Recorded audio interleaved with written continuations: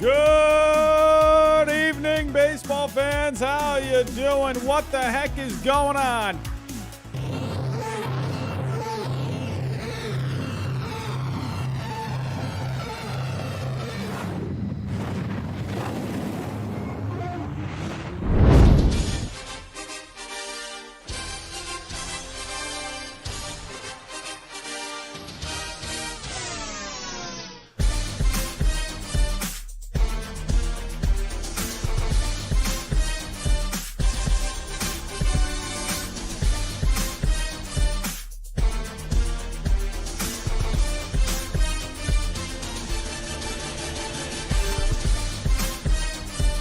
And what is going on, baseball fans? Hello. What is going on? Right around 400 people to start things off. My goodness. You're all waiting for all the juicy trades to come on in after everything we have seen tonight. Oh, my goodness. Let's hope we get a trade tonight. You know why? Because I went live 2 times today, right? I went live this morning. I talked about everything from this past weekend, all the rumors, all the news. We had a couple of trades. And as soon as I end the stream, we had a little bit of news with Frankie Montas saying it was down to a couple of teams and the Yankees were still involved. I hadn't hit end stream yet. And I came back on and I said, whoa, we got a little something here. Just was making sure nothing was going to happen. And then I hit end stream. And then, I don't know, maybe like a half hour later, Josh Hader gets traded to the Padres. And I'm thinking like, I can't win. What's going on? And the stream, about what, an hour, maybe an hour and a half later, maybe 2, I can't remember. Frankie Montas goes to the Yankees. And I actually went to my school today because I had to move some stuff around in my classroom. I am back to work tomorrow. So wanted to get a bit of a head start, kind of moving some furniture around in my classroom. And yeah. And while that's happening, I'm like, you gotta be kidding me.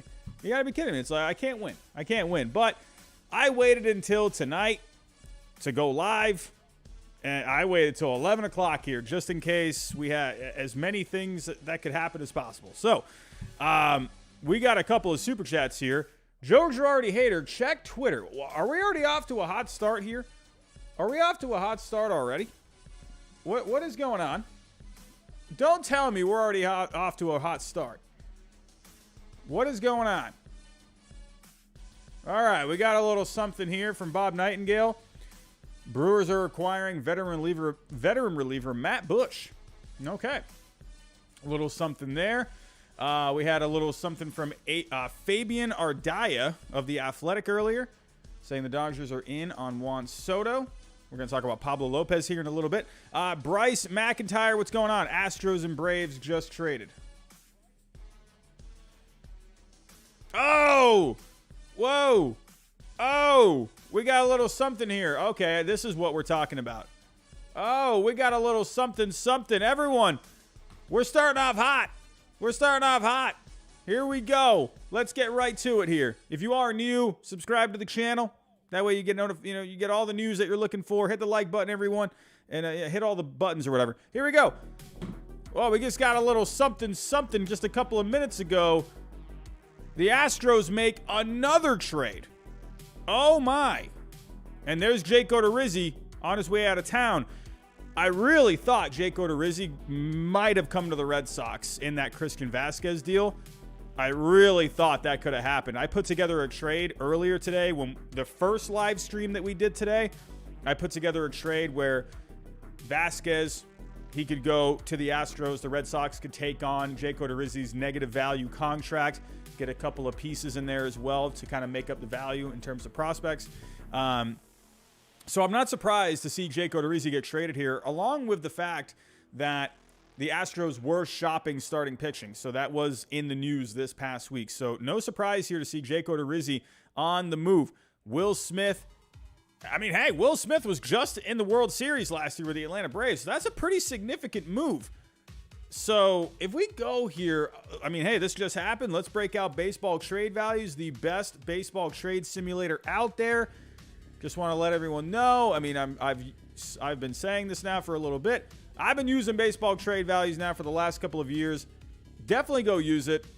Me and John, we're good buddies. He has been awesome putting together this site, and he has done a great job. So absolutely go check this out. So, here we go. I'm sure most of you already know about this site if you're here with me. What the heck is that? Did everyone just hear that? What the heck was that noise? Did everyone just hear that noise? It sounded like a vacuum or like a police siren outside my window. Hold on a second.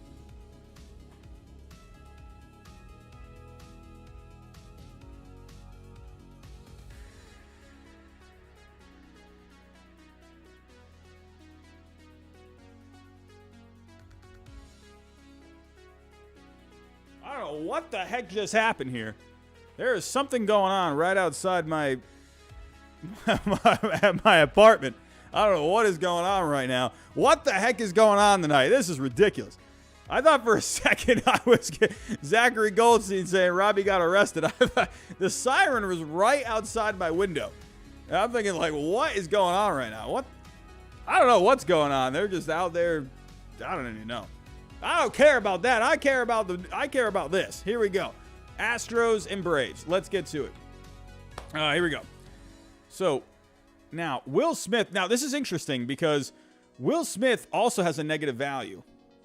And then Odorizzi has a negative 7.5. So, you're basically just swapping bad contracts here.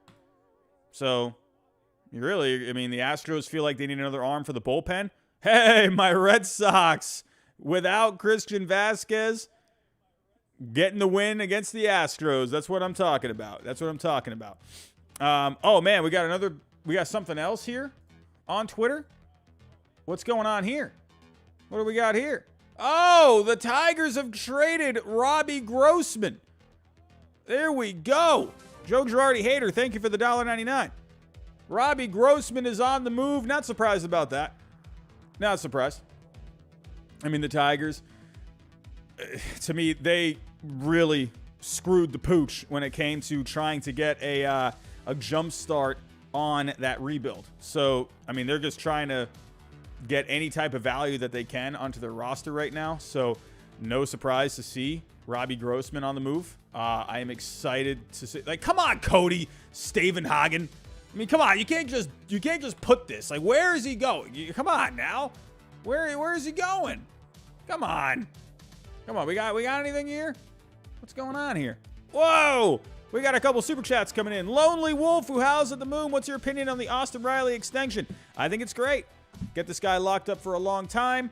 I think it was a good deal. Overall, I like it. Austin Riley's a machine, man. That was great for the Braves. I was going to talk about that, but I really do think that was a great deal. So get him locked up now while you can, man, and you're going to get his best years. And overall, in the end, that could end up being a bargain of a deal. Conman752 with a huge $20 super chat bomb. Farewell, my sweet prince. Mentally was ready for Trey being traded, but wasn't emotionally ready. You know, I really thought maybe he could have stayed. I really did. I really thought, you know, because the Orioles have been playing a lot better, I figured maybe they could try and get this guy signed up to an extension. In the end, that's not the case. Will be the only Astros player that won't get booed when the Astros visit in September. Now the O's should go get Pablo Lopez for the wild card push. I agree. Go get Pablo Lopez. I would love to see it happen. Pablo Lopez to the Orioles or the Rangers, I think would be awesome if you can get that done. The Lonely Wolf, who howls alone at the moon, has been a member for 9 months. Oh my. One of my favorite usernames on this channel, The Lonely Wolf, who howls alone at the moon. It still makes me laugh when I read it out loud. What is going on with Robbie Grossman here? What are we doing? What do we got here? What's going on? Robbie Grossman, where are you going? Conman752 has been a member for 9 months as well. Another great supporter of the channel. Conman, I love you, my friend. Okay, so we just read about Jake Odorizzi going to the Braves. And, Robbie Grossman's going to go to the Braves. Okay. All righty. Here we go. So, I'm not sure what's going back to the Tigers. If I were to pull up here. So, for the Braves, you're getting another starting pitcher. That's just some depth. He's been pitching pretty well. He was hurt a little bit at one point. But I like it for the Braves. Getting yourself, you know, the reason his value is negative because he's getting paid more than what he's putting onto the field. So but he has been putting up some pretty decent numbers. Robert Wagner, what's going on? Thoughts on the Quintana trade? I'm going to talk about that in just a little bit. If you go to my video that I posted yesterday, I actually, the video that I did yesterday were trades that I wanted to see happen by the deadline. And I had Jose Quintana going to the St. Louis Cardinals. I wanted to see that happen. The Cardinals need pitching. I mean, point blank, they just need pitching. And to me, that was a cheap deal. The Cardinals, those are the kind of deals they like to make. So the fact that they went out there, they got a guy like Quintana who's having a really good season this year, bounce back season, really didn't cost you anything to get him. I think it's a win-win move. I love it. I love it. Love it. Hans Isdell, what is going on? Robbie, and he's a Brave. Robbie Grossman, he's a Brave. I'm guessing that's what you mean. Thank you, Hans. Thank you, Hans. I love you, my friend. Robert Wagner, who's won the deadline so far, in your opinion? That's a good question. I mean, the Astros are doing a great job here. They're doing a great job. I mean, now that you just got Will Smith, you got Will Smith, you got Christian Vazquez, you got Trey Mancini. I love it. I love what the Astros are doing. They're doing some really good stuff right now. I mean, I love that the Yankees, they went out and got an arm. Luis Castillo to the Mariners is huge. I just like what the Astros are doing here. They're making, little moves here and there. They're kind of beefing up their team all over the place. I like it. Right now, I think I got to give the edge to the Astros. I mean, they've made the most moves so far. They're just doing a good job, I think. Adding some good talent all around. So, let's take a look here. So as of right now, let's put this apart. Actually, I can just change the Astros to the Tigers. What is it going to cost to get someone like a Robbie Grossman? So, taking a look here. So, Grossman's really not going to cost you all that much. $0.5 million value. So, let me take out Smith here. I mean, really, it's just going to be a low-key prospect at this point. So, he has been on the market, so I wonder if you would have to maybe give a little more than something worth $500,000. So, I don't know. Maybe you could do, like, if I were to go to top prospects here. I'm sure they're going to show who it was in just a little bit. I don't know. So maybe I would imagine someone maybe in the 20 to 30 range. Maybe like someone like a Tyler Collins. Where's Collins? Maybe like, I don't know, something like that. Just swap an outfield prospect. Why is Smith still here? What are we doing here? What is going on here? What are we doing? There we go. So, I don't know. Maybe it could end up being something like this. We'll have to wait and see. Unless they've already said. Let's take a look. Kim Rosenthal, what are you saying? Per sources, the Braves are making some late-night moves. Will Smith to the Astros for Jake Odorizzi. Okay. Chris Anglin. All right, let's go take a look. Chris Anglin. Who we got? That's not it. Chris Anglin. I mean, that's Alan Rangel. So, no, that's not it. Let me one more time. Left-handed pitcher, Chris Anglin. So, I don't know. He's not. It doesn't look like he's in the system at this point. So, yeah, he's not in the system on baseball trade values as of right now, which means there's probably really not that much value to him anyway. So, I think this deal is going to get approved. It'll be within range. So, I like it for the Braves. You're really making some decent moves here. Here we go. Let's go to the Braves depth chart. We got another super chat coming in. Robert Wagner. Will my Mariners do anything else? I think they could. Absolutely. You could add a bullpen guy. I think you could add maybe a bat somewhere. Nick, man. Nick Kowal is relentless tonight. Oh, my God. Nick, man. Come on. Come on. I'm already dead. I'm already dead, man. You got to leave me alone, man. He's going off on these Atlanta fans, man. Robert Wagner. Yeah, will my Mariners do anything else? Yeah, I think they could. Absolutely. Why not? Hans, hashtag Dirty Water Son. My boy got drafted the other week to the Pirates. Look him up, 110. Let's take a look. All right, let's go to the draft. Here we go. Who got drafted at number 110? We got a lot of super chats coming in tonight. Oh, my goodness. You guys are going crazy. Going crazy. Over 700 people here in the chat. There's some energy in here tonight. And we haven't even talked about our stories yet. I mean, my goodness. I came in here and we got news right off the bat. Holy crap. What is going on right now? Here we go. So, what is that? Like round 3 probably? Or no, that's probably going to be like round 4. Michael Kennedy. Hans's good friend, Michael Kennedy, going to the Pittsburgh Pirates. Gotta love it, my friend. I had a couple of friends that got drafted out of high school. I actually had one friend. He was in the Red Sox system. I thought that was really cool. Houdini. Now that Montas is off the market, who is the top starting pitcher to get dealt? Rodon, Miley, Syndergaard, Lopez, and who do they go to? What will it take? Dude, Lopez to me is the top arm. Absolutely. The guy's filthy. I really think there could be a chance he ends up moving. I mean, he's going to bring you back a pretty nice package. We'll have to wait and see. He's going to cost you a lot. So there's a chance he could end up staying, but his name is definitely out there.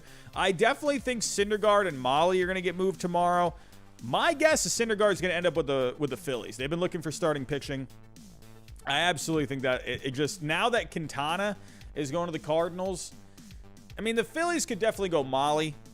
I could see that too. They're going to have to pay a little bit more. But, yeah, man. My guess is Syndergaard to the Phillies. Give me Syndergaard against the Mets. Absolutely. Rodon, I mean, his name is starting to come up a little bit. I wonder if that ends up, happening. I wonder if Rodon could end up going to a team like the Twins, who they need some starting pitching. Hasher Ahmad, Thor to the Jays. I mean, yeah, that could happen too. So, alrighty. Let's get to it, everyone. Let's get to it. I got my stories here to talk about.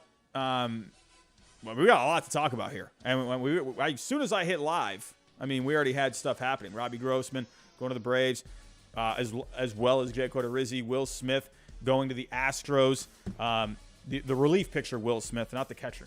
So, man, already off to a hot start. We got 750 people in here. Let's get to it, everyone. Before I do get started, if you are new to the channel, hit that subscribe button, hit the like button, bell button, share button, all the buttons. You know what to do. Here we go. Let's start off with Frankie Montas, the Yankees. Big trade today. I really thought they were going to go get Luis Castillo. The Mariners, they just blew everyone out of the water for that. So I don't think the Yankees... I do think in my heart of hearts, I do think the Yankees put their best foot forward for Luis Castillo. In the end, the Mariners, their offer was just too good. The Mariners overpaid by a lot. But for the Yankees, their next move was to go get Frankie Montas. This shows right here. I mean, we already knew the Yankees, they're going to be World Series contenders, but they're looking to win it this year. Absolutely. This is a big move. Also requiring Lou Trevino. I actually really like that. So let's actually pull up the Yankees here.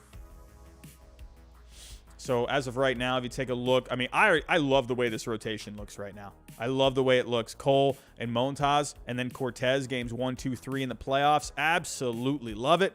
I think it is fantastic.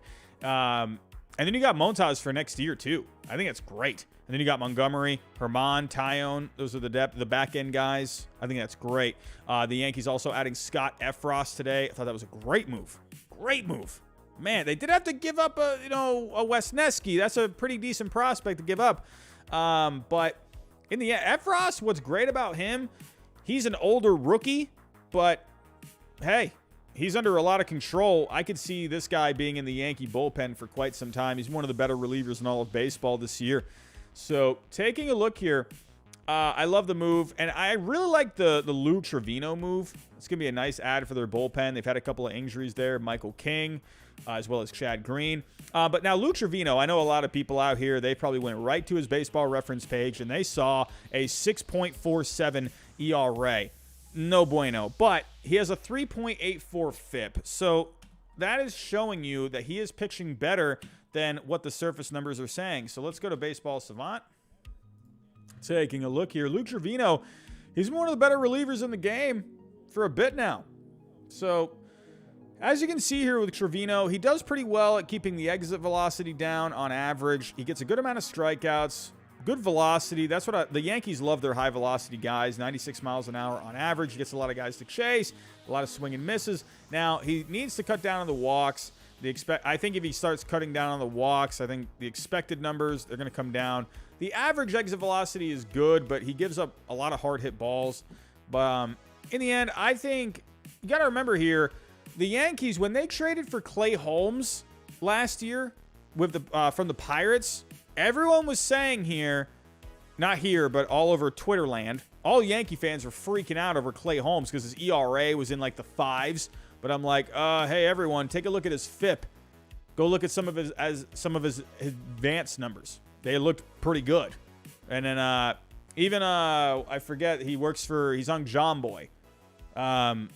He's the guy that reacted to the Aroldis Chapman home run. It was like an infamous reaction when Rafael Devers hit the homer off of Aroldis Chapman. Who is that? He's on John Boy. I can't remember his name, but I remember he was on Twitter like freaking out about it. And I'm like, yeah, there it is. Nick, Josie McFly. He was freaking out about it on Twitter. I'm like, whoa, compadre, you need to calm down there. Clay Holmes is going to be really good. Just go look at his FIP, my friend. And then look what ends up happening. Clay Holmes is your closer for the Yankees. A couple of super chats right now. Athletics 510. I hate this time of the year. It's definitely not. It's just nonstop, man. It's nonstop. But for the A's, obviously, it's not a very happy time. You're just getting rid of everyone. I know, man. I know that feeling, man. I know that feeling when the Red Sox just get rid of everyone. That's happened quite a couple of times now. Jarvis Henley, $5 super chat. Would you be surprised if the Yankees made a few more big trades tomorrow since they kept a lot of their top prospects? It's possible they could go out there and make another move. I would expect Joey Gallo is going to get moved at some point. That's really not going to be a huge trade, but I think that will happen. They're going to have to, they got to clear him out. I don't see how you keep him. I don't know. I would imagine there's going to be a team out there that wants something for him. So we'll have to wait and see. But where was I? I don't remember where I was. But Luke Trevino, I think it's a nice pickup for them. But Montas, that's going to be a really nice add. Now, let's go to the trade here on Baseball Trade Values. As you can see, I didn't have it pulled up on the site. You know what? Let me actually see if I can have it pulled up on the site. Let's see. I like it when it's all laid out. If I go to his profile, maybe he posted it.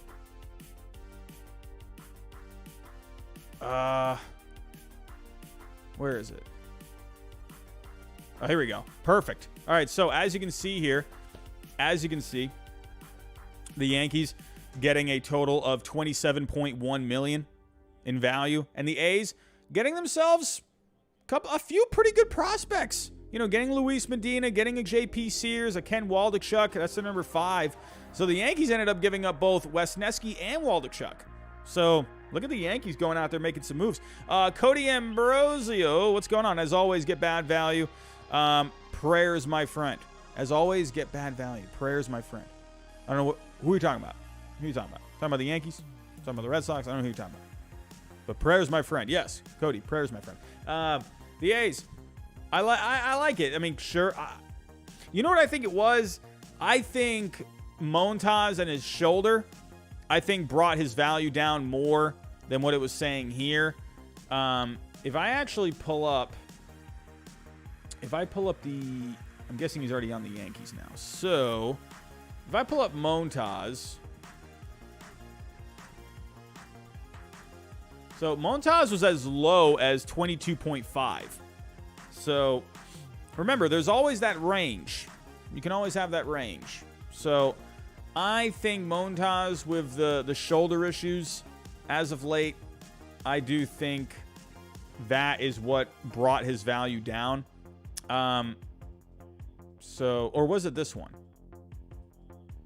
Was it this one?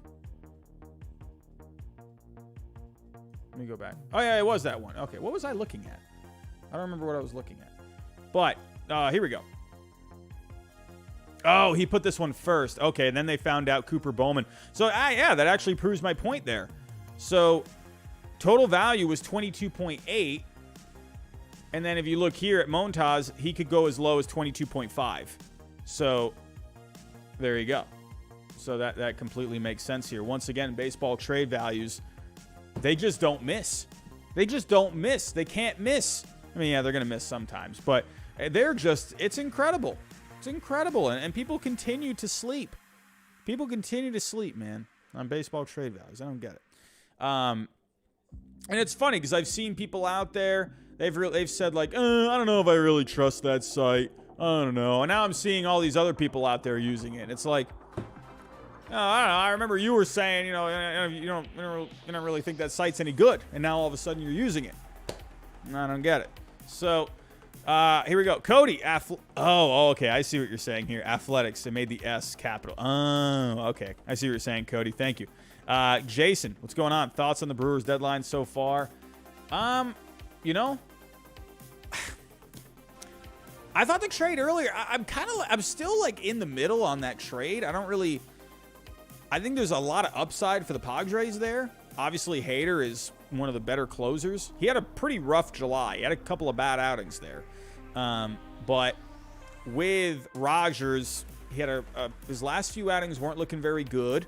And then, but Hader's last few outings were looking pretty good. So I think for the Padres, ultimately, I think it's going to be a good move for them. But I don't hate it for the Brewers either. Like, I like it for the Brewers. I like that they still added a solid arm for the bullpen and Rogers.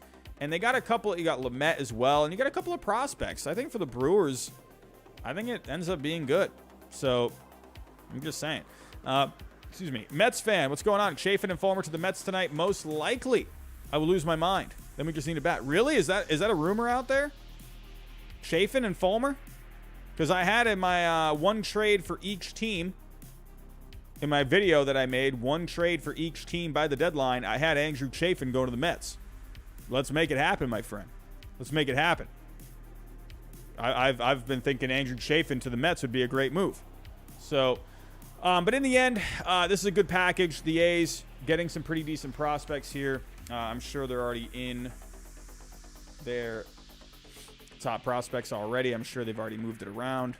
So, yeah, you already got Waldichuk here as your number 3. Great pickup. Great pickup. Good fastball. Good slider. Good changeup. Good numbers this year. Waldichuk was a great ad for them, man. Really like that a lot. You got Luis Medina. I mean, Luis Medina, man. Dude's got a fastball, man. He can't control anything, but dude's got a heck of a fastball, man. 60 curveball, 55 changeup. He's just got to harness that control. He's having a pretty decent year in Double-A. If you take a look here, he just walks a lot of guys. 40 walks over 72 innings, but he strikes out a lot of guys too. I like that. I just like him, man. I like him as a good velocity kind of a guy. And then you also added, you got a lot of pitching. You loaded up on some pitching in this deal, man. And then you got Cooper Bowman, second baseman, pretty far away. He's having a pretty rough year in the minors, but he's an athletic guy. So that is one thing. He has some upside because of his athleticism. So overall, I like it for the A's. You got a few pretty good pitchers there. Really nice. We got a couple of super chats that came in. I missed those. I'm sorry. From Gustavo, thoughts on the Red Sox? I'm going to move on here. I'm going to talk about the Red Sox in a little bit. My first reaction really is, hey, Christian Vazquez. I've really liked Vazquez for a long time. I'm not surprised he got traded, though. Christian Vazquez his name has popped up in trade rumors for what feels like the last couple of years. I feel like Chaim Bloom, I don't think he ever really wanted Vazquez, man. Like, I think he was okay with having him, but his name was always popping up in trade rumors. And so, not surprised that the deal finally ended up happening. So, I'm still a little, I got some wait and see on the Red Sox right now. I'm pretty sure they have some other moves coming. It just feels like they're not done. So I'll talk about the Red Sox a little bit more here soon. Mets fan, yes, check Martino. Andy Martino, what are you saying, my friend? What's going on? Andy Martino, what the heck are you saying? Detroit's Andrew Chafin and Michael Fulmer are two of the relievers about whom the Mets are talking. All right. I think Chafin can definitely go. Absolutely. Here we go. What other news we got? Jays are making a play to bring back Noah Syndergaard. Mentioned the Phillies and the Braves as well, according to John Morosi. So look out for the Blue Jays here. Joe Girardi. Heyman, he says. Oh, okay. I think this is what you're talking about here. There you go. So Noah Syndergaard, this guy's going to be on the move. Cardinals, they designate Austin Romine for assignment. Yadi Molina is going to be activated Tuesday. Again, we talked about what the Braves gave up for Grossman. And there we go. Trey Mancini giving a message to Baltimore. Let's read it out loud. Birdland. Words don't do justice what you mean to me, so I'll keep it simple. Playing for the Orioles organization and for the city of Baltimore was a dream come true for me. However, my love for Baltimore transcends baseball. My life was saved here. I met my dream woman and soon-to-be wife here. I met my hero, Mo, here. A huge piece of my heart will always belong to Baltimore. To every teammate along the way, to every coach, trainer, and staff member, to both front offices, to the Angelos family, and most importantly, to the fans, thank you for the best 10 years imaginable. I love you all. Trey Mancini, man. Go win yourself a World Series, huh? Go win yourself a World Series. You deserve it. Taking a look here, Bob Nightingale, according to Bob Nightingale here, Alex Anthopoulos acquired Jake Odorizzi, Robbie Grossman, Adrianza, DFA'd Cano. Hey, pretty similar to last year, man. Making some moves. So, not really anything else new here. Not seeing anything. So, all right. Now we got a couple of super chats coming in. Joe Girardi, again, thank you for that. Or Joe Girardi hater. Thank you for that. Jason Goetz, we got Matt Bush, too. He's a fan of the Savannah Bananas, who I work for. Oh, you work for the Savannah Bananas. That's really cool, man. That's awesome. I'd like to go out and see the Savannah Bananas one day. Hans Isdell, what's going on? This steam feels like we're in the lockout. Oh, this stream feels like we're in the lockout again. Yeah, man. That was a crazy one. That was a crazy stream, man. That was crazy. Thank you for the super chat. Alvaro, what's going on, my friend? I see Pablo Lopez and Garrett Cooper being packaged to the Dodgers. Ooh. Could you imagine? My goodness. My goodness. I mean, honestly, are the Dodgers going to swoop in and get Soto? Is that going to happen? I don't even know, man. My goodness. All right. I'll check this one more time. Nope, we didn't see anything. All right, so we just talked about the Frankie Montas, Luke Trevino trade. I think it's a big move. I like it for both sides. On baseball trade values, it looks like a bit of an overpay from the A's point of view, or an underpay, sorry, where they didn't get as much of his median value back. But I think with Montas, the shoulder issues that he was having, I think that brought down his value a little bit. So the Yankees were able to get away with not having to give up as many prospects. And they didn't have to part with Peraza. Man. So you got to love it. I think it's a great move for the Yankees. Let's move on here. Okay. Where are we?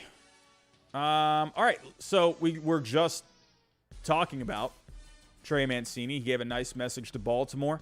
And, hey, the Astros, man, making some big moves. Jason, what's going on? I'll DM you on Twitter. Let me know if you want to go to a game. Where did the Savannah... I'm trying to think. How long would it take me to get there? I'd have to plan like a whole trip, man. Let me see here. Let's see. Hold on a second.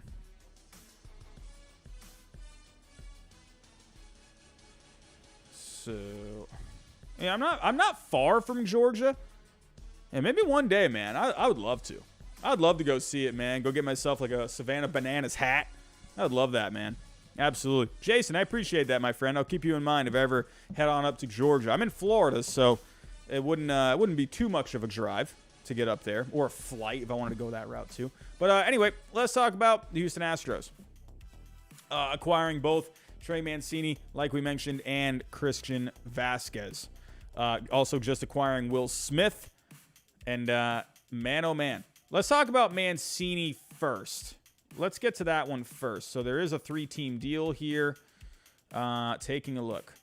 Now, there is something about this. So John of Baseball Trade Values, he actually wrote about this a little bit on Twitter. So the original trade, okay, we had Mancini and Murray going to the Astros. Going to the Orioles, you had Johnson and McDermott.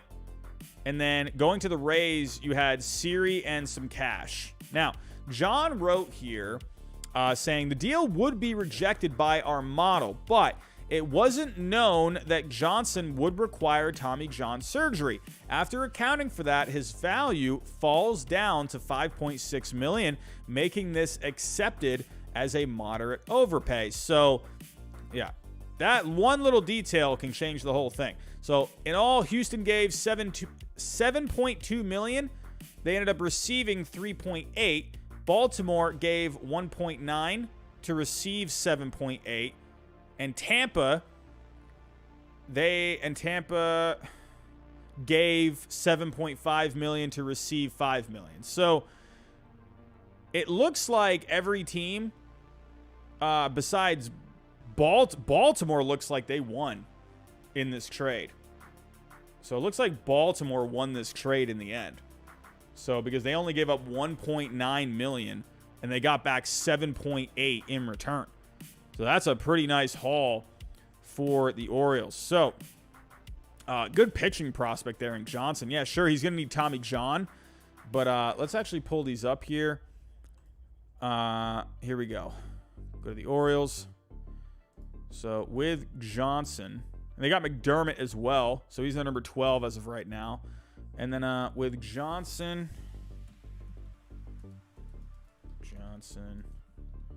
Orioles trade. So Seth Johnson again. Oh, I got the ad blocker.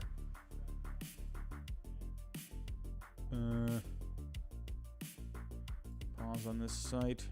Here we go. So Seth Johnson, about to undergo Tommy John surgery, was traded from the Rays to the Orioles on Monday as part of a 3-team trade. Jose Siri going to Tampa Bay, Trey Mancini to Houston. Johnson, very promising pitching prospect prior to his torn UCL. Premium stuff, logged a 3.00 ERA, 41 strikeouts in 27 innings at high A this year. Given that he turns 24 in September, might not return to action until 2024. So, taking a look here. So he came over, I believe he came over from the Rays, right? Hold on. Seth Johnson stats. So taking a look at Seth Johnson, and even last year he had really good numbers in A-ball. 2.88 ERA. What the heck just happened here? 11 strikeouts per 9. Really good numbers from him. Really good numbers. So I'm guessing now he's in Baltimore. So why isn't he here? I would think he would be here. I mean, he's got really good. Oh, here he is. Seth Johnson, number 8. So taking a look at Seth Johnson, big fastball, 60 fastball. He's got a 55 slider. Curveball and changeup needs some work, but the control is fine. Yeah, man. I think for the Orioles, that's a really good get for them. Really good prospect. Good numbers in the minors so far. Granted, it's been an A-ball, but I really like that addition for the Orioles. That's huge. Look at this Orioles farm system right now. I mean, look at this farm. I mean, my goodness. Let's take a look at McDermott. I mean, my goodness. Like, well, actually, was he was the one. They got him in the. So the Orioles got McDermott, yeah. So it's a good picture too. 55 fastball, 55 curveball, 55 slider. I mean, come on. What the heck is going on right now? This guy, I mean, he actually did not have great numbers, but he was throwing a lot of innings in the minors this year. But look at the strikeouts. 114 strikeouts over 72 innings. Dude, the Orioles are adding just pieces.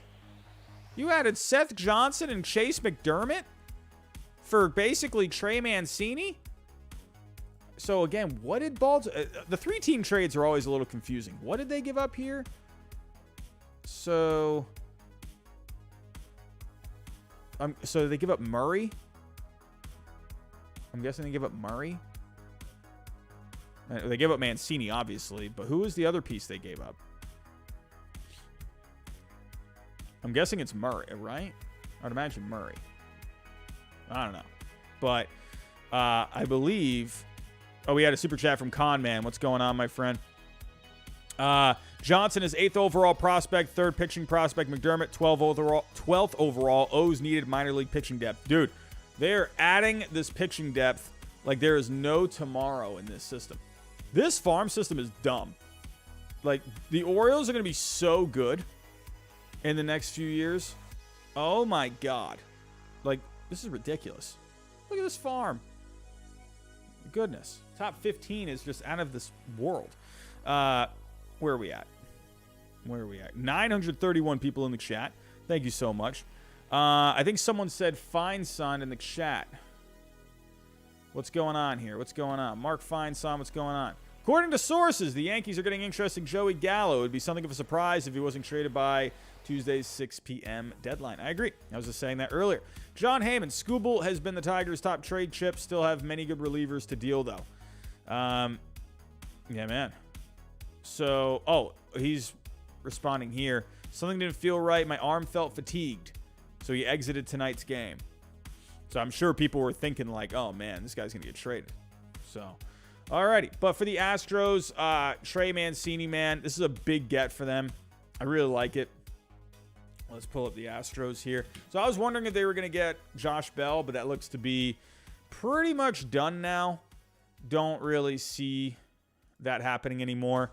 I think Mancini, in the end, I think he was more of the valuable piece. Just because, Bell has a really good bat.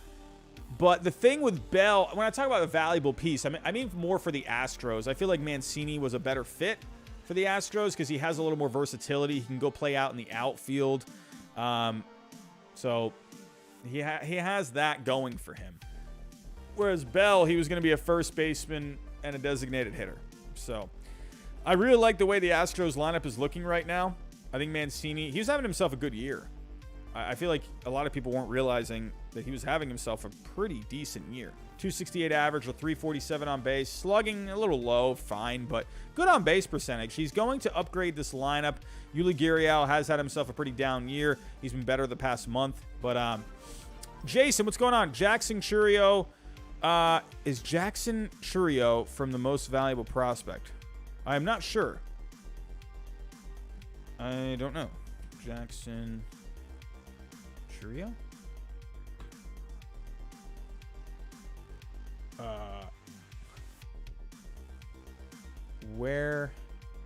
What trade was he in a trade? I'm confused. Jackson Chourio from Venezuela. He was in the futures game. Was he in a trade today?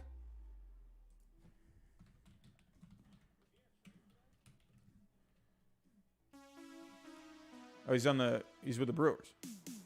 Okay. I'm thinking like this guy was in a trade. But let's take a look. What are his numbers so far?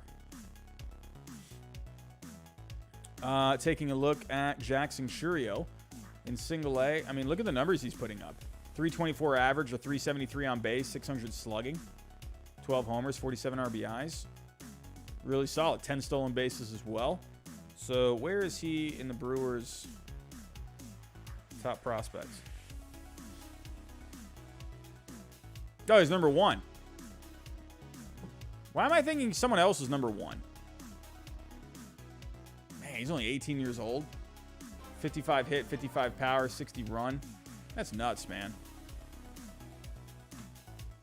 So, yeah, man. This guy looks like he's going to be the real deal. International signing back in last year. I love it. Yeah, man. Why am I thinking he must have jumped up on here? Because I feel like someone else was the number 1 recently. Wasn't there number 1? Garrett Mitchell was the number 1, I feel like, within the last couple of years. Wasn't Sal Frelick the number 1 at one point? I don't remember. But, hey, for the Brewers, remember, hey, they added Robert Gasser and Ruiz today in the Hader trade. For the Brewers, they don't really have, like, this amazing farm. So I kind of like that they added those two pieces. But But yeah. Oh, Jason Goats, man. Yeah, dude, Jackson Chourio, absolutely. Look at these numbers that he's putting up. I definitely think he's valuable. One of the better prospects out there. He's 18 years old. 55 hit and a 55 power, and he's putting up these numbers right now in A-ball. He's 18 years old. What the heck's going on here? Let's see how he adjusts. You know, he's a young kid, man. Let's see how he adjusts moving on up through that minor league system. So, but moving back to the trades here.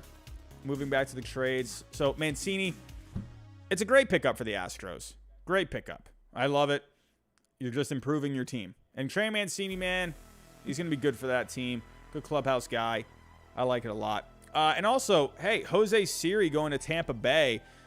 That was a pretty nice addition there for Tampa Bay. With a Jose Siri, this is a guy where, if you go back to last year, over 21 games, he had 4 home runs. He was hitting .304 with a .956 OPS over those 21 games. He really showed a lot last year. He has just not shown anything this year.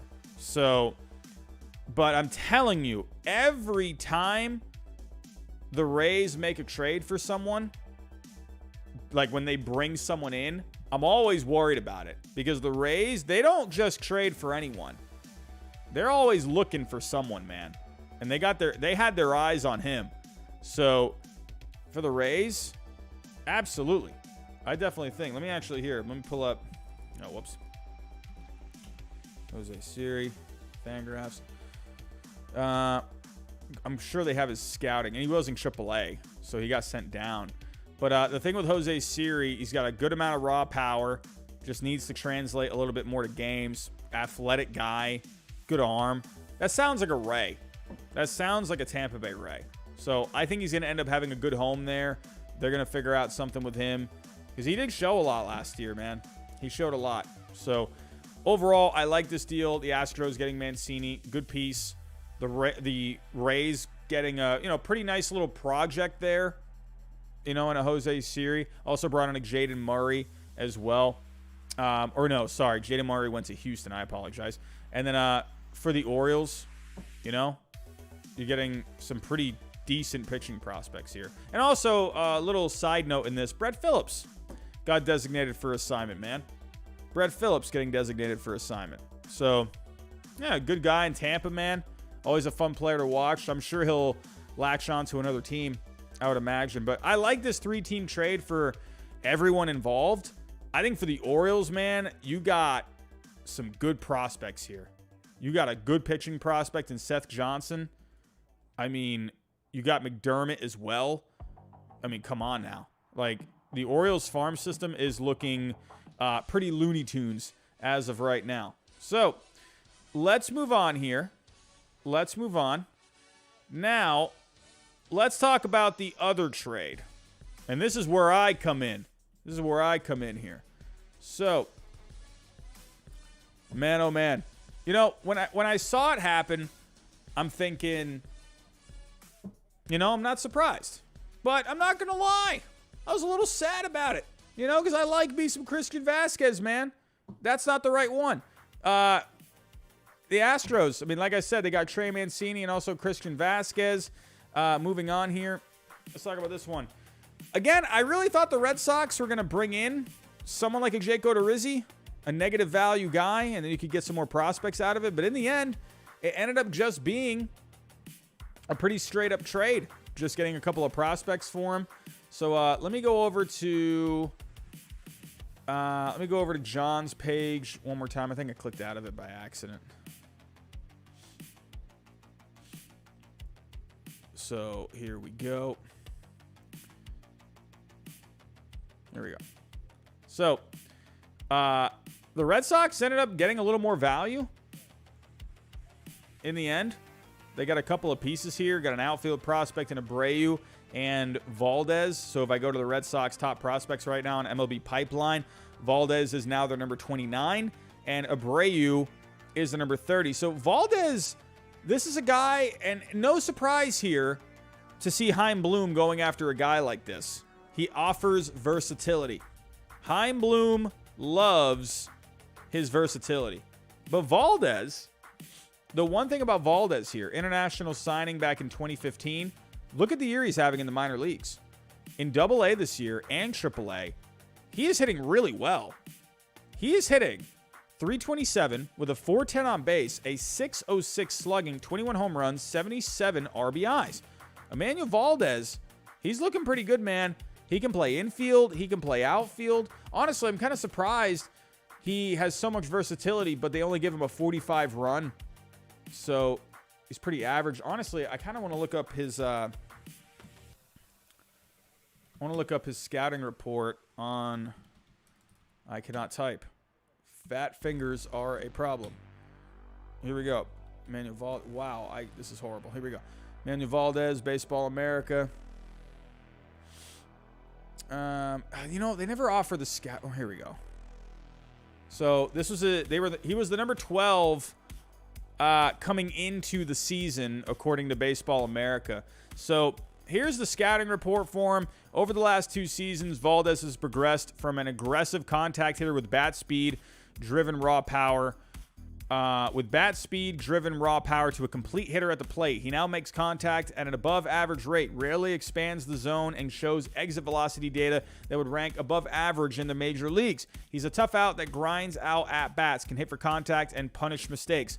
While he's progressed into a legitimate offensive prospect, there are questions around his long-term defensive home. He logged time at second and third base as a professional, but is likely to land at second base long-term, where there will be added pressure on his bat to produce. So Baseball America, they were saying here for his future, Valdez has a bat-first second base profile with a lot of offensive skills to believe in. Valdez will need to hold up his advanced level of performance over the next year to earn a shot at a full-time role at the major league level. Honestly, according to the scouting report, looking at the numbers, I like it. I think the Red Sox out themselves a pretty talented player here.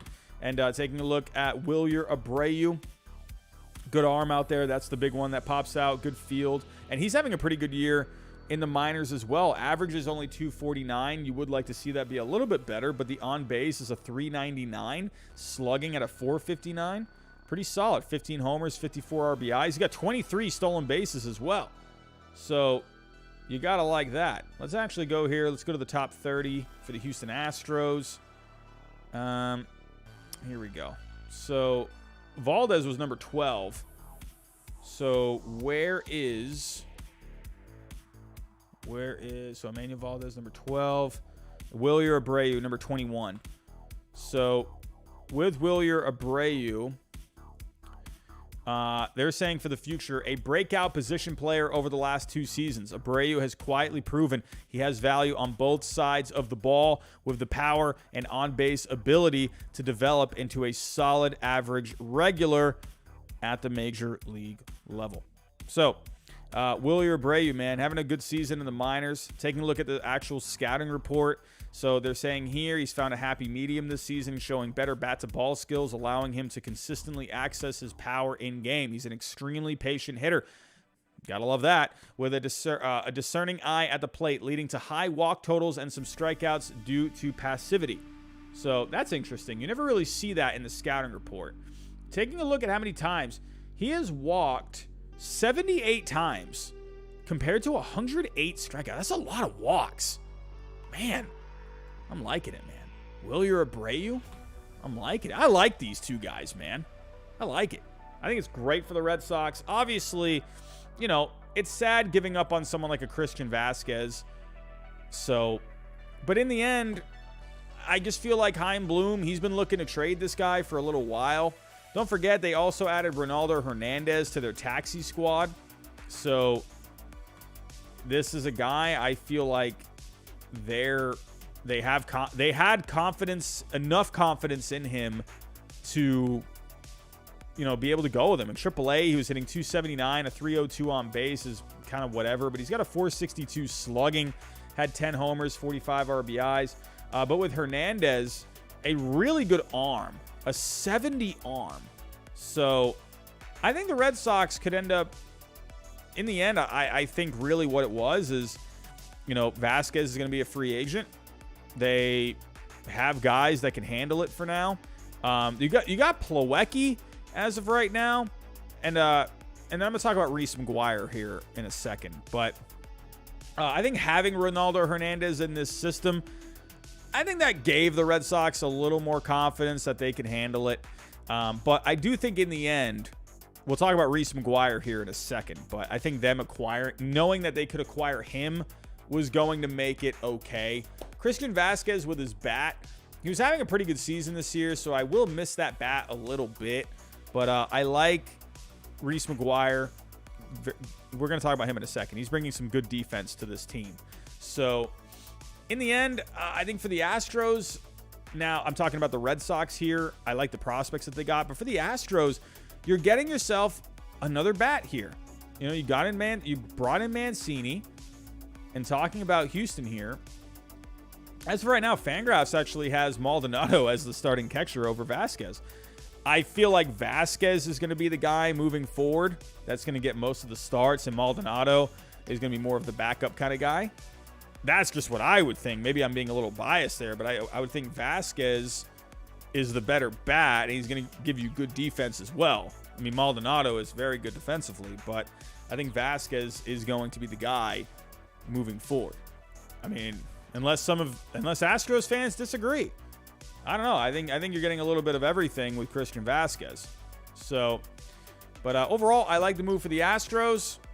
I think it was a really solid move. So they're having themselves a good deadline. Maybe not the most. I mean, Mancini's a pretty flashy one. Not as flashy as, say, a Luis Castillo or a Frankie Montas or a Juan Soto, but just solid moves. I like it for the Astros. So let's talk about my Red Sox, right? Okay. We already talked about the Vazquez trade. They also made a couple other moves as well, bringing in Reese McGuire, like I just mentioned, as well as Tommy Pham. This is interesting. This is really interesting. I mean, my goodness. You know, I'm still kind of digesting it a little bit. Let's talk about Tommy Pham first. Okay? Tommy Pham. Now, this is where I'm a little like, what's going on here? I think there's other moves to be made, because I'm looking at this right now, and I'm thinking like, all right, okay, so you can put Tommy Pham out on the left. I'm wondering if there's another move here. You know? I'm just saying. Like, Bradley's going to go to the bench now, which I do think he needs to be the fourth outfielder. I wonder if they end up getting another guy. You know, I was kind of wondering there, like, could this lead to another move? I would imagine JD Martinez is going to be out. To me, I don't know. It's interesting. Bradley, I don't know. I wonder what happens with Bradley. Does he end up getting, like, DFA'd? Or does he just stay on your bench as the fourth outfielder? He's just making a lot of money. So that's the thing with Bradley, is you're paying him a pretty good amount. So that's what I want. I don't know. But Pham right now, this is the guy you got to put out there. Verdugo had a really hot month of June. But Verdugo overall this year, he's been a little underwhelming. Hitting 269, a 308 on base, 376 slugging, 88 WRC plus. He had a good month of June, but I don't know. He just hasn't really been it. He's not really there. You know, everything is actually down from last year. Average is down, on base is down, slugging is down, WRC plus down. So no surprise, in my opinion, to see Tommy Pham. You basically got Tommy Pham for nothing. And Pham, he's having an okay year. He's, again, more of the advanced numbers. He's been a little bit better than Alex Verdugo. 238 average, a 320 on base. The slugging is still kind of whatever. But he's got 11 home runs. But now I want to actually go take a look here at Tommy Pham on Baseball Savant. Remember last year, Tommy Pham, he had a really good expected on base percentage. So that was one thing that stuck out with him last year. He is someone where if he can just get into the right place, I feel like he could end up being a really productive player. Sean, what's going on? $5. D-backs need to trade Merrill Kelly ASAP while his value is still high. I mean, they definitely could get something for him. Oh, fine, Sam. What's going on? Sean, thank you for the super chat, my friend. Yeah, Merrill Kelly, can the Diamondbacks get something? What's going on here? Fine, Sond. Everyone's blowing up my chat right now.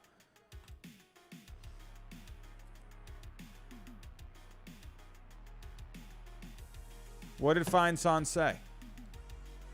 The Braves have announced the deal. Oh, interesting. The report, okay, Odorizzi for Will Smith is done. But there's something going on. Or no, sorry, I read that wrong. The Robbie Grossman deal is done.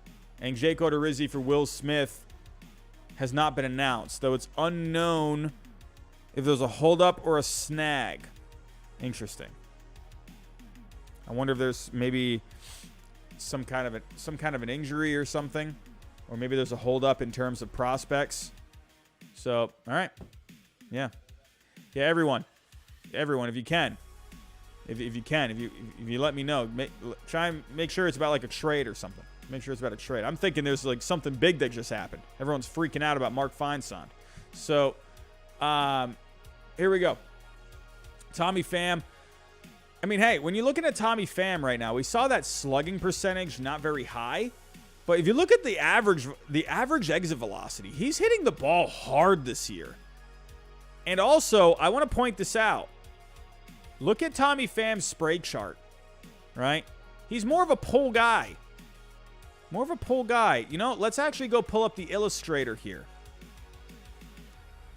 Let's put Tommy Pham at Fenway Park. Here we go. Fenway Park. Let's go see. Here we go. Spray chart. Fenway Park. Look at that. Oh my. Did you just see that? All right, so let's put him in Cincinnati. Where are the Reds? Here we go. So as you can see, some of his balls have, stayed in the yard here, but at Fenway Park, a few of those balls are out. So Tommy Pham might end up being a pretty good fit for Fenway. So, or if they, and Spore, I see you in the chat. Will they get over the monster? I don't know. They could hit the monster though. So, and Tommy Pham, the one other good thing about him is he's got some speed. He doesn't chase a lot, and he walks a lot. So, hey man, this could be a recipe here where Tommy Pham, he's got some hard hit balls that could translate well to Fenway Park, and he gets on base. So I like the addition of Tommy Pham. I like it. It was a little like weird at first when I saw it because I'm like, huh? So I think in the end, in my head at the time, I was thinking, was there another move that was going to follow up? But I wonder if this just ends up kind of being it, So you basically took out Christian Vazquez and you replaced him in the lineup with Tommy Pham. So now you're replacing the bat with Pham, right? Christian Vazquez, he was hitting pretty well this year. But now Pham is in his place offensively. Now to replace Vazquez defensively, they brought in Reese McGuire. So this was an interesting one. And also, I just want to take a look at the trade here for Tommy Pham. It was just a player to be named later. So, I mean, he just put 0.5. That's most likely what it's going to end up being. So, basically, the Reds just gave Tommy Pham to the Red Sox. So, they'll end up getting a lower-level prospect later on. Now, for the other trade the Red Sox made, they got Reese McGuire for Jake Diekman. And I'm going to be honest, I like it. I know Reese McGuire, he's been in the news for reasons that I'm not going to talk about. This is a child-friendly show. Family-friendly show. I'm not going to get into the details on Mr. Reese McGuire. But Ben Berlier, I disagree. I don't think Pham is horrible. I think I like the advanced numbers. I don't know. I don't think he's horrible. I think he just needs to be in the right spot. He's athletic, hard hit balls. I think his game can translate to Fenway Park. We'll have to wait and see. Bloom obviously likes Tommy Pham. He likes Tommy Pham. And obviously going back to his days with the Rays. So I think Pham could end up being a pretty decent piece for the Red Sox. We'll have to wait and see how it ends up turning out. So the other trade the Red Sox made, getting Jake Diekman giving up Jake Diekman for Reese McGuire. Again, I'm not talking about Reese McGuire's off the field activities. I'm talking baseball here. So moving on here, let's actually go. Let me go back to John. Did I click out of it again? Oh, we got a member. Sarah Small has become a member. Sarah, welcome, welcome. Thank you for joining. I appreciate you, Sarah. Thank you so much. So let me go back to John's page. And let's go to the Reese McGuire move. Where is it? Did he post it? Where is it? No, John, where is it? Here we go. Well, I got it up here. So that's not it. There we go. Here we go. So, I mean, honestly, the Red Sox they really got themselves a deal here. I mean, if you look here, Reese McGuire, $3.8 million. You know? Jake Diekman, negative 5.3. Diekman kind of drove me nuts this year. He just drove me insane. Kind of interesting. Here's the thing with Jake Diekman, right? Now, okay. Diekman had his moments this year. You know? He had some good outings, but he was just not really someone you could rely on. Now, the one thing I'm seeing here is that the White Sox were looking for a lefty for this bullpen. Didn't have a lot of lefties in here. Diekman is interesting because he's a guy that can rack up strikeouts, but he walks a ton of guys. A 4.97 FIP compared to a 4.23 ERA. I really don't see this really working out for the White Sox. That FIP is really bad. I don't know what they're doing here. I don't know if they just think, I don't know, maybe they just put him in certain spots. Like, I mean, I don't know. I remember they acquired Reese McGuire with from the Blue Jays. It's interesting to see them just ship him out again. So, I mean, they didn't get anything for him. This is an absolute steal for the Red Sox. I mean, look at this. You got $3.8 million. You gave up $3.8 million. You took on negative 5.3. Like, I don't get it. With Diekman, you know, he's $4 million, but his performance has been so poor that he's an underwater contract. So I don't know, man. I don't know what they were doing this one. I don't know. But that's not the right one. So for the Red Sox, you're replacing Christian Vazquez's defense with this.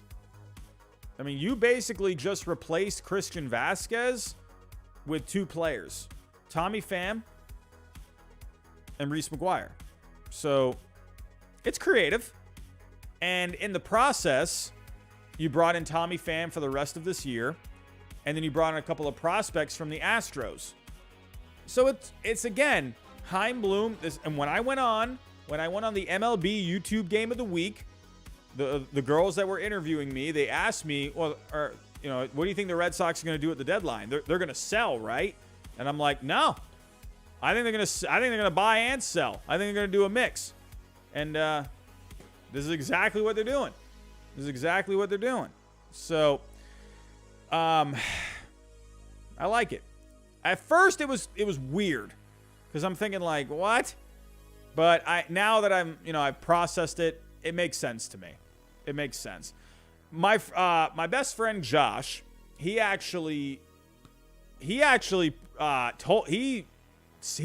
me this, and he's like, "Do you think the Red Sox are gonna get Wilson Contreras?" And I'm like, "Oh, I got really excited about it." I'm thinking like, "Oh man, please get Wilson Contreras and David Robertson." I was about to flip out. I really was. I really thought it was going to happen. I got in over my head. And I think maybe that's why I got a little disappointed. Because I'm thinking, oh my God, are we going to get Wilson Contreras and David Robertson right now? You know? You got a couple of prospects with Vazquez, but then again, you would have had to give up stuff for Contreras and Robertson. So, like I said, that wouldn't have made much sense. I just got excited about Wilson Contreras. It was bringing me back to the Victor Martinez days. And so, yeah. But I think this is smart. I think the Red Sox, you got a couple of prospects beefing up the farm with the Vazquez trade. And then you went 2 other avenues to replace his production. And honestly, Reese McGuire is really good defensively. His offense is pretty horrible, but he's really good defensively. He has a 7.6 defense. Actually, if I were to go here to the fielding leaders, I believe Reese McGuire is actually, he's got to be up here. Let me go to the advanced here. Let's go to the field. Let's go to the defense. Reese McGuire is 11th overall in defense. Christian Vazquez was 18th. Christian Vazquez has played quite a bit more, but Christian Vazquez has 5 defensive runs saved. Reese McGuire has 7. I'm just saying. And also, take a look at this. Christian Vazquez, a negative 0.9 framing. Reese McGuire, 2.2. I'm just saying, everyone. The Red Sox might have actually, not even might have. They did get better defensively at the catcher position. So, I do think them having guys like Hernandez and Wong in the organization was also helpful. Because people are wondering, could you sign Vazquez to an extension? So they probably felt better that, you have a couple of younger guys in the system that you could turn to. McGuire, the only thing about McGuire is he's out of options. So that is one thing to consider with him. So, yeah. When is he a free agent? Let's see. Is he under arbitration right now? Reese McGuire. Where are you at? Is he on here? Nope. Where is he? Let me go to the White Sox. Where is Reese McGuire right now? Okay, I am not seeing it. Reese McGuire. Oh, he's pre-arbitration. Oh, wow. So he's under a lot of control. Oh, he's not a free agent until 2026. Look at that. So he's under a lot of control, man. This could end up being their backup catcher for the future. I don't know if that's a route they really want to go, but you've had Plawecki, but Plawecki's not really a spring chicken. How old's Plawecki now? What is he, like 30? 31? Reese McGuire is 27, so Reese McGuire can end up being a guy that's like your backup catcher for a little while. So it will be interesting to see how the Red Sox move forward at the catching position. That's the only thing I'm really interested in. What are they going to do next year for the catching spot? We've seen Christian Vazquez as the guy for years. Who's going to be the guy? Are they going to go out in free agency and get someone? To me, Reese McGuire is a backup. He is like your defensive backup. Kevin Plawecki is more of the offensive guy. So that's why I liked Vazquez as the starter, because he gave you a bit of everything. And Plawecki was there more for his bat. But Plawecki's a free agent after this year. So I don't see the Red Sox bringing him back.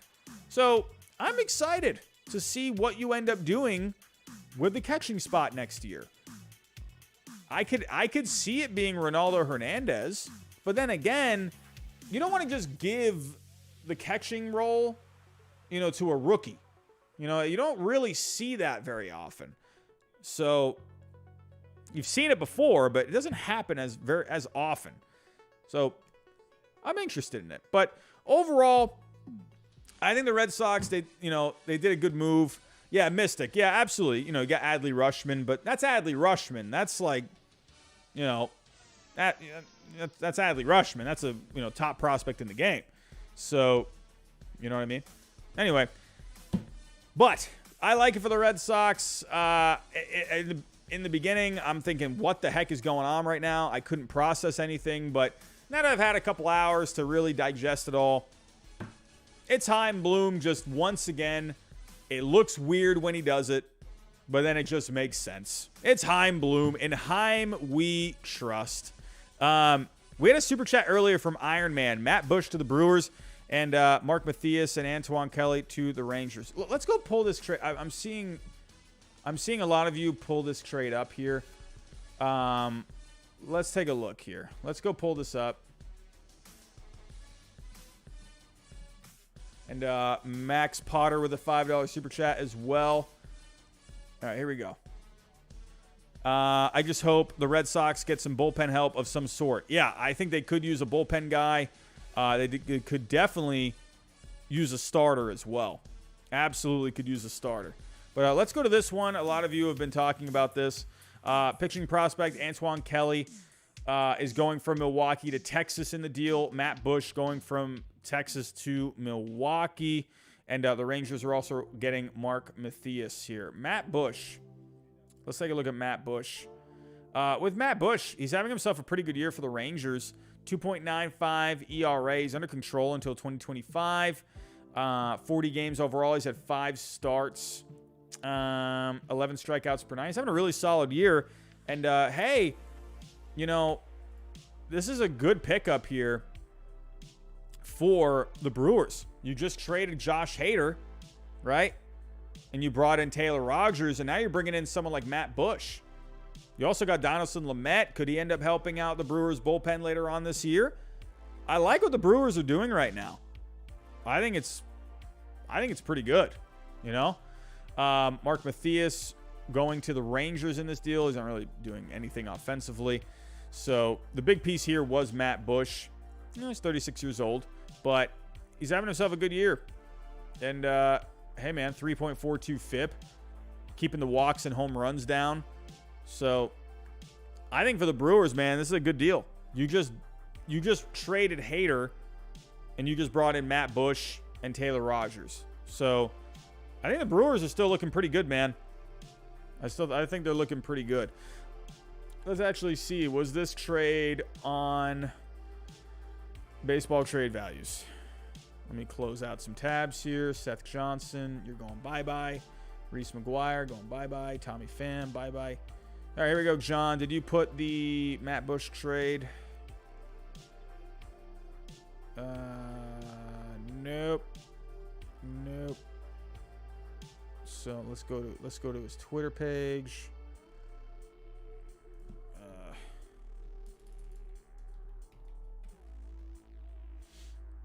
Here we go. I'm sure he put it here. Oh, there. Okay, so he added Chris Anglin to the system, $0.2 million. That was the piece that went back for Grossman. He wasn't in it earlier when we went to look, but it's there now, so that deal is accepted by the model. Here we go. Here was the trade for Matt Bush. $2.3 million is Matt Bush's value. And for the Rangers, they get Antoine Kelly and Mark Mathias. That was the other guy. We didn't put him up on here. Antoine Kelly. What's going on here, man? Awful Avil. What's going on, my friend? Hey, Rob. Love the content. Thank you, my friend. Cards fan for 20 years, and I'm hoping they break character so my daughter can see Soto just like I got to see Prime Pujols. Man, oh, man. You know, Cardinals fans, you know, as a Red Sox fan, I got spoiled to many good players. But Cardinals fans, the fact that you got to see Pujols, you know, for all those years, man, phenomenal. I really hope for the Cardinals fans you get Juan Soto. I really do. But Antoine Kelly, as of right now, 22 years old, been in the minors, high A this year, ERA at a 3.86. His walks need to come down a little bit, but this is a pretty good pitching prospect here. So overall, I think this was a pretty good all-around deal. The Rangers, you know, getting an infielder and, you know, getting a pitching prospect as well, and Antoine Kelly. I think for the Brewers, hey, getting Matt Bush, I think it was a good deal for both sides. So, MLB Nerds first reported it. MLB Nerds. God, I haven't seen that name in a long time. MLB Nerds. Hey, remember when MLB Nerds said that he said they were like 80 pitchers that were better than Adam Wainwright? I still remember that, MLB Nerds. you doofus. Ben Green just subscribed. What is going on, my friend? How you doing? But here we go. Let's go to the next deal. What do we got next?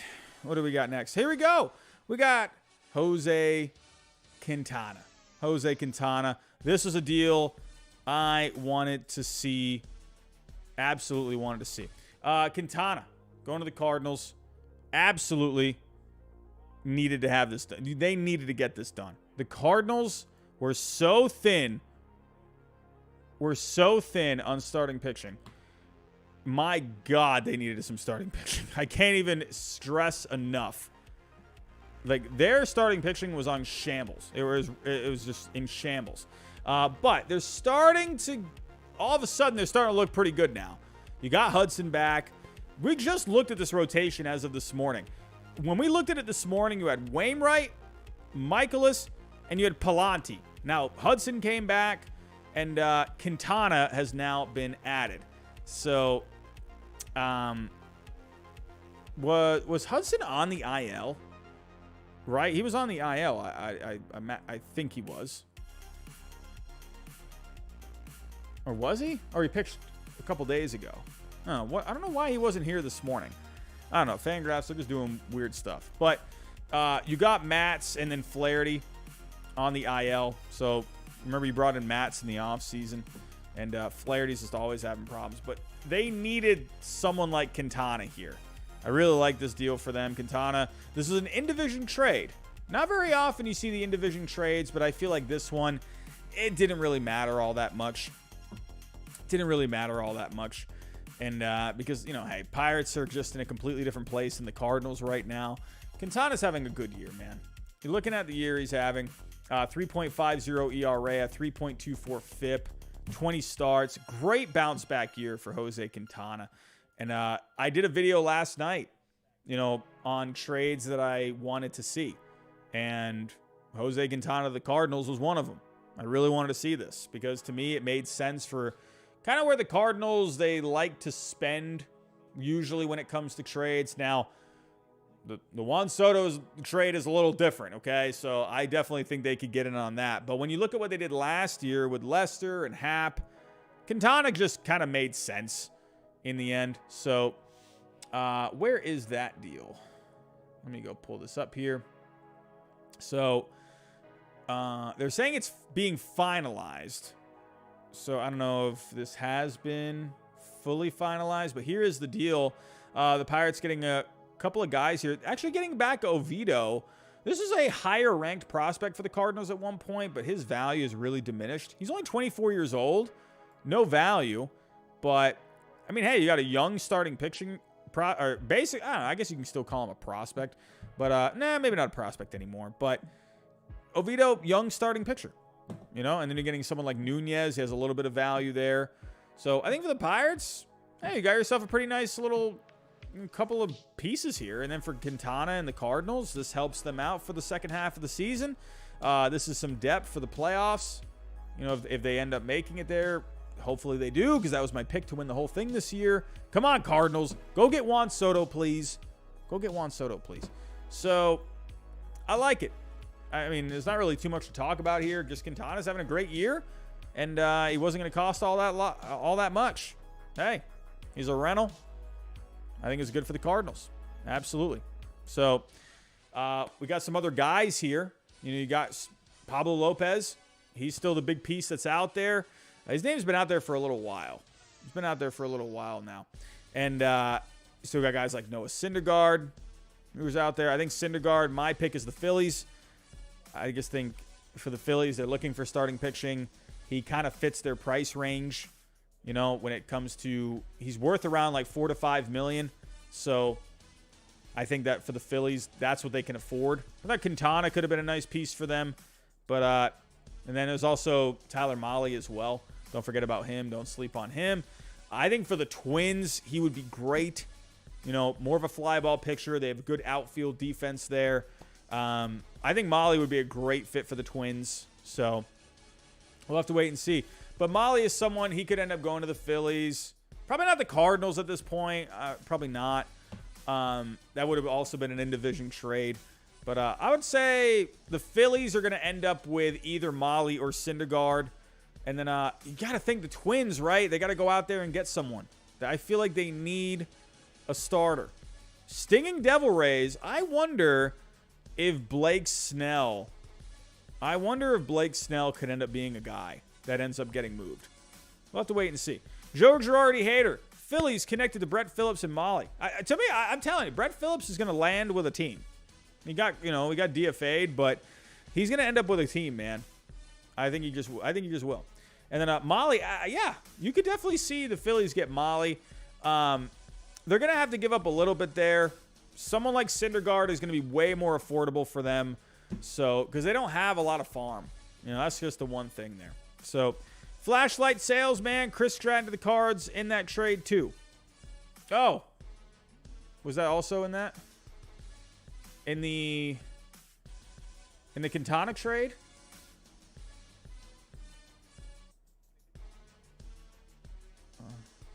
Sorry, was he a late addition there? Chris Stratton?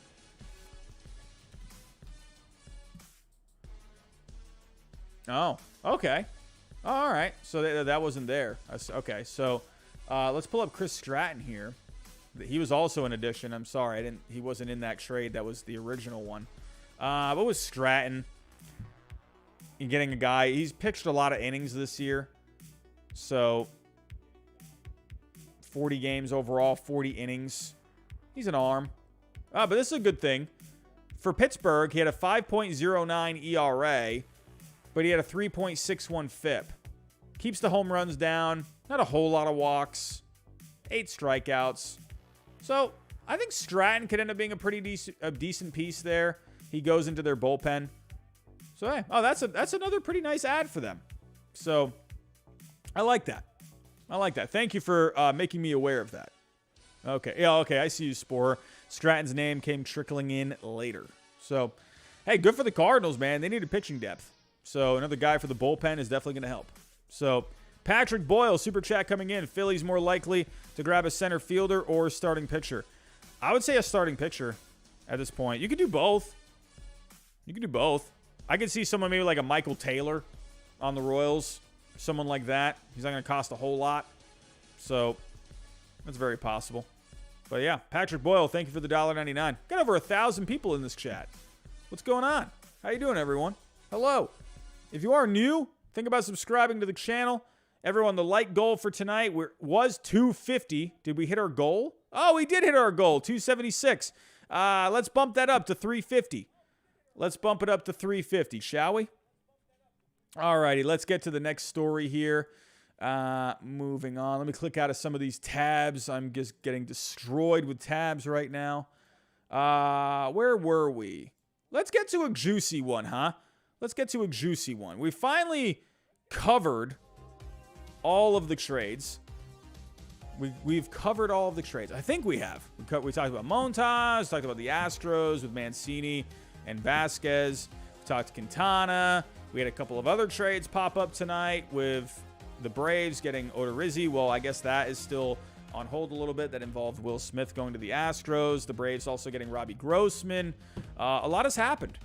But let's talk about Pablo Lopez. The Dodgers are showing some interest in Pablo Lopez.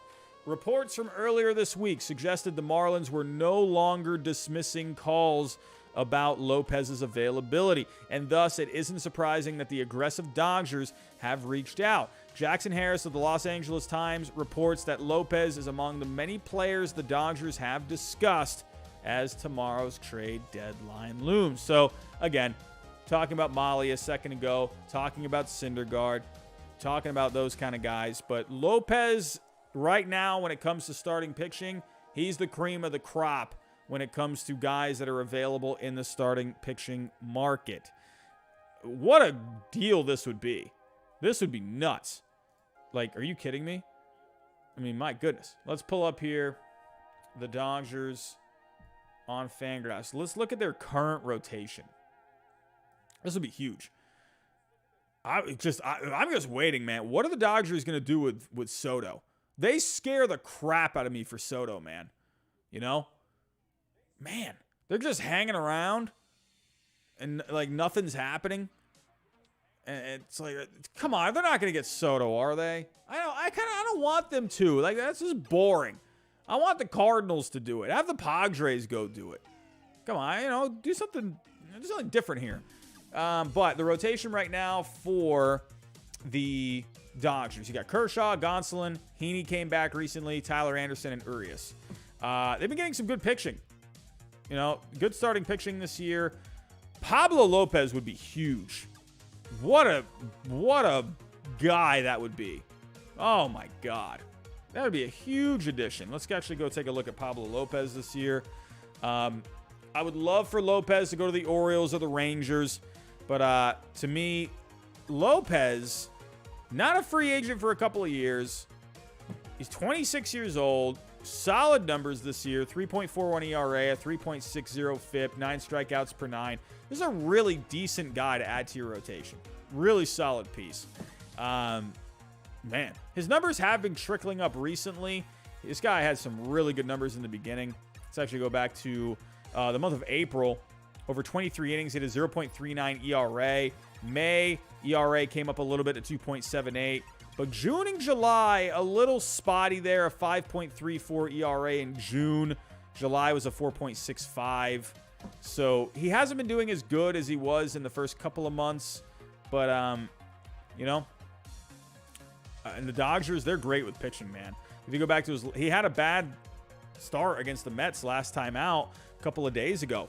6 earned runs over 2 2/3. He had a good start against Cincinnati. He had 11 strikeouts over 7. But then against Texas, he gave up 5 over 5 innings. But then he was pretty good his last few starts before that. St. Louis had a rough start back in June. Rough start. He's just not good against the Mets, man. If the Dodgers end up getting Pablo Lopez, do not pitch him against the Mets in that series. My God. Did good against, he went to the 5th inning against the Astros. So he's a solid guy to add to your rotation, man. Solid guy. So I would really enjoy this if the Dodgers were able to add him, number 2 or 3. Probably more of in the Dodgers rotation, I would probably say a 3. But I think it'd be a really nice upgrade for the Dodgers. Really nice pitching, and they got a guy for a couple more years that's under control. Spore, Lopez has a 3.80 xFIP in June, July. Very good. So it's a couple of blow-ups. Yeah, I mean, when we look through the game log, it just, a couple of bad starts against the Mets. Another tough start against the Rangers as well. To me, I'm not worried about that. Pablo Lopez, not worried about him at all. His xFIP for the year, a 3.45. So that's right along where his ERA is. So I like that. Good strikeout numbers. His walks are low. Doesn't give up any home runs. Solid pitcher. Not worried about it. Pablo Lopez, whoever ends up getting him, I think that's going to be nice. I think it's going to be nice. But, so, we're just going to have to wait and see. One thing I didn't mention earlier, I wanted to bring this up. I kind of didn't really dive into it. We were talking about the Red Sox earlier. And I think for the Red Sox, they got some moves left. JD Martinez, I'm going to be thinking here JD Martinez is gone tomorrow. I would be very surprised if JD Martinez is still in a Red Sox uniform tomorrow.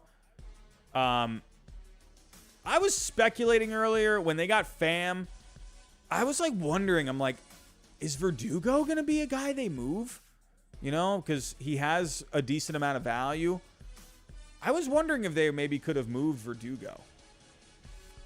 I know that might sound kind of crazy, and I've had someone say if they trade Verdugo, well then that just pretty much shows that they lost the Mookie trade. I don't necessarily think that.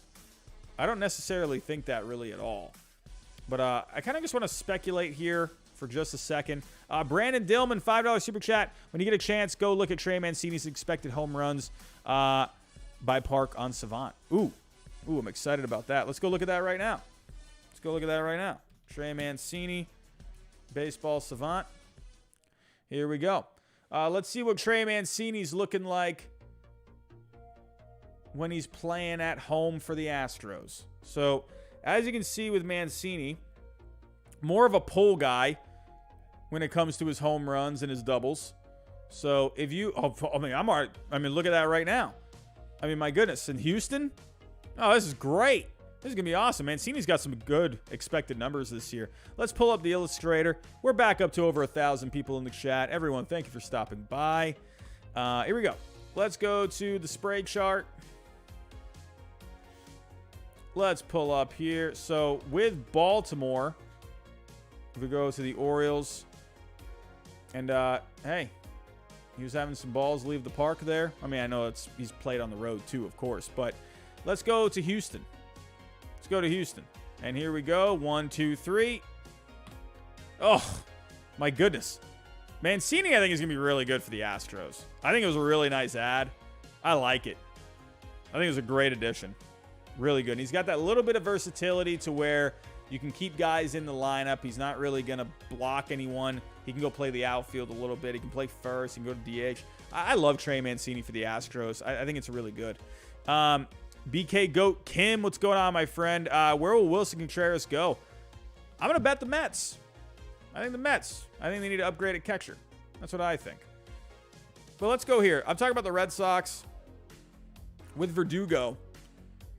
Now, I wonder, Verdugo, his value has diminished. 16.2. I feel like the Red Sox end up hanging on to him. But I wonder if he could end up being in a deal. It'd be a little crazy if they ended up getting dealt. But I don't know. I wonder. I think he ends up staying. But they could get something for him. But then again, I don't know. His numbers aren't really great. I don't really see teams really going out of their way for him. But JD Martinez, I do think he will go somewhere. I think he's going to end up going somewhere. I think the Red Sox have another move in them. Don't forget about someone like Nathan Eovaldi. Don't forget about that. He just started against the Astros tonight. What ended up happening? I'm going to be honest. I did not keep track of the game because I was getting ready for all this. There you go. Red Sox win. Hanging on. Hout getting the save. Eovaldi got the win. Here we go. Eovaldi, this is his best start since coming back from the IL, man. He was brutal his last couple of starts. Just not good. He pitched better his last time because the start before that, he got absolutely annihilated by the Blue Jays. But that was the 28-run game. But he looked really good against the Astros tonight. So, could that be, maybe like Chaim Bloom? He's like, hey, Eovaldi looked pretty good last night. You want a deal? I don't think so. I think they end up keeping Eovaldi because they want to compete. They're not out of this wild card race by any means. So they just need to get their team stable. They just need to get some stability with this team. So, but as for the offense, Duran he was all the offense tonight for the Red Sox. Had the home run there in the 5th inning off Garcia. Dahlback had a double as well. But it was all Duran tonight. But everyone else was pretty much kind of non-existent. He had some hits here in the middle of the lineup, but I wonder. I'm just curious to see what the Red Sox end up doing. I'm curious. You replace Christian Vazquez with Tommy Pham and Reese McGuire, the offense and the defense. I feel like they could add a starting pitcher. I wonder what route they go. That's what I'm wondering. I wonder with someone I don't know. They need someone for the rotation. I don't know, man. Pivetta, he's been kind of struggling lately.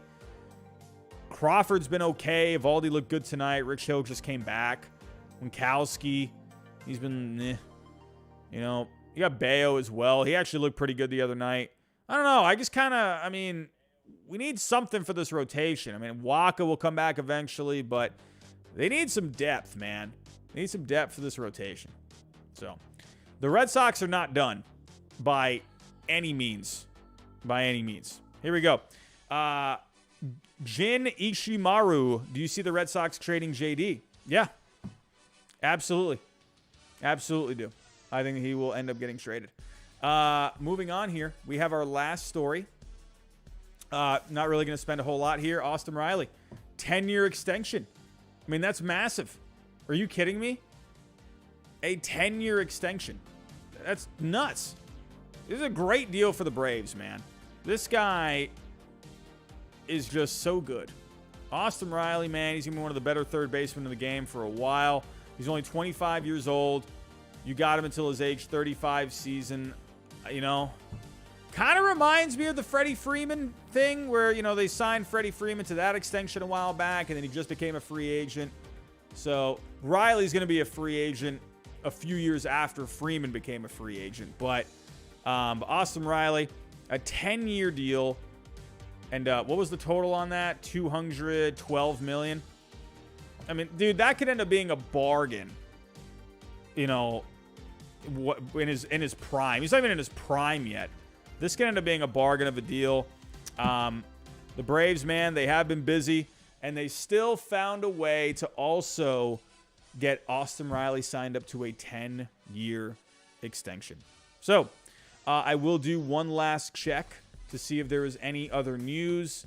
Bob Nightingale, James Outman, first Dodgers player to reach base 7 or more times in his first two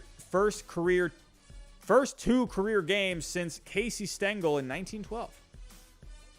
Yeah, not really. Nothing else is being announced right now. Most likely, when I get out of here, it's something is going to happen. Soto will end up getting traded, and I'm going to hate my life. But everyone, I'm going to get out of here. If you can, on the way out, hit that subscribe button for me. If you are new, hit that like button for me. The goal for we upped the goal to 350. Let's see if we can get to 350 by the time we get out of here. Share the stream if you can. Hit the bell notification. Everyone, tomorrow, most likely, tomorrow's my first day back at work. So as much as I would love to hop on here for like a 6-hour stream tomorrow, trust me, I would love to do that. But I'm at work tomorrow, first day back. If you don't know, I am a teacher full-time. I'm going to be teaching 4th grade this year. So we got meetings galore tomorrow. Man, busy day. First day back at work tomorrow. But most likely, I'm probably going to be home by like probably around 3. Probably around 3 o'clock tomorrow, like 3:30. So, you know, most at the minimum, I will be live tomorrow night for like a reaction, you know, to kind of go over all of the trades that end up happening tomorrow. So that will happen for sure. Will I go live during the day? Probably. I won't be going live really early. Unless somehow, some way I end up getting home and like whatever. I don't know. I don't see that happening. But first day back at work is always pretty busy. So just be on the lookout. So that's why you got to hit the bell notification. You got to hit the bell notification. That way you get notified when I am live. So make sure you hit that bell. And hit the like button too and the subscribe button. But everyone, I'm going to get out of here. It is almost 1 a.m.